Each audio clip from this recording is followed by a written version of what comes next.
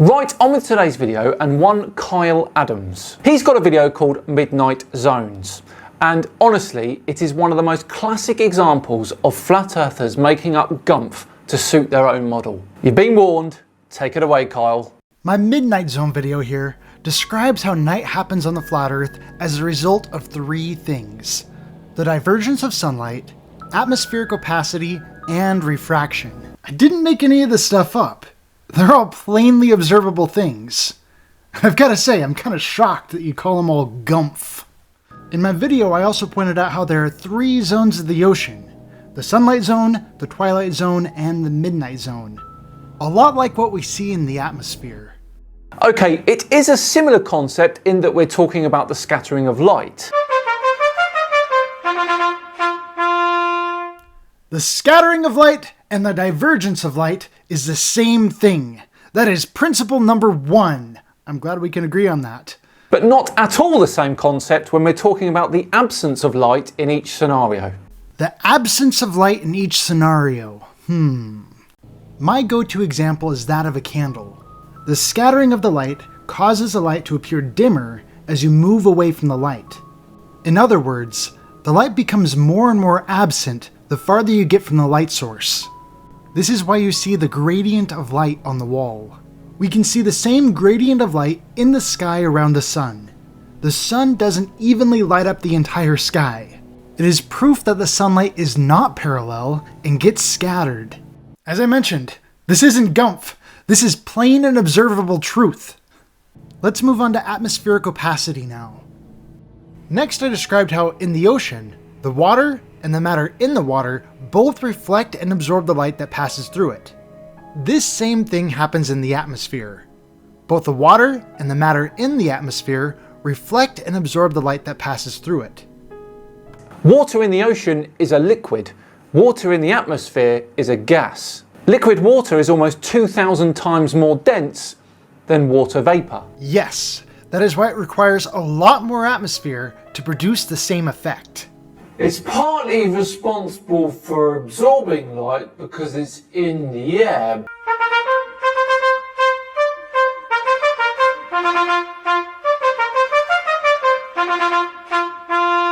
Absorbing the light that is in the air. That is atmospheric opacity. But I'm not so sure about filtration. You're not sure if clouds can filter out sunlight? Absorbing the light and filtering the light is the same thing. Though I'm sure quite a bit of reflection goes into that as well. Well, that is absolute nonsense because the atmosphere is 0% opaque for the visible light spectrum. It is not opaque. Dear oh dear. This is absolute village, isn't it? Please keep in mind that National Geographic states that the water vapor and dust in the Earth's atmosphere is a part of the atmosphere. If you want to disagree with them, be my guest. I applaud people's willingness to disagree with the mainstream view of things.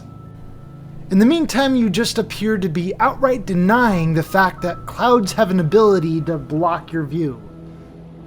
My go-to example for how something can be transparent and opaque at the same time was sheet protectors.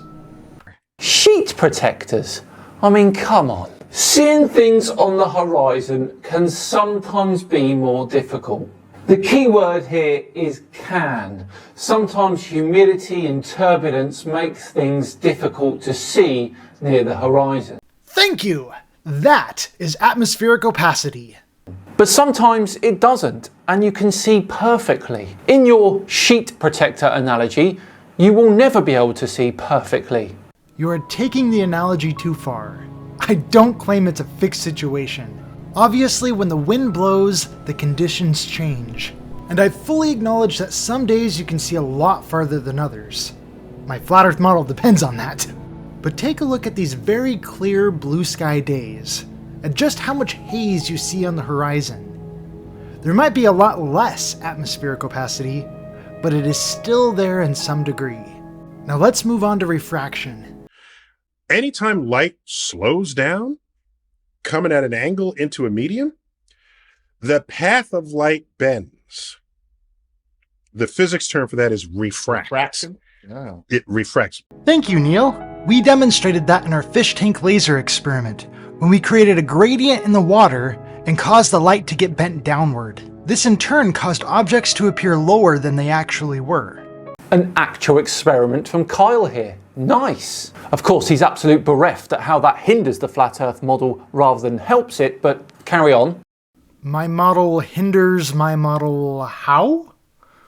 If you were to listen to Neil Tyson for a little while longer, he will claim that the downward refraction of the light will cause the source of the light to appear higher than it actually is. At certain angles, yes.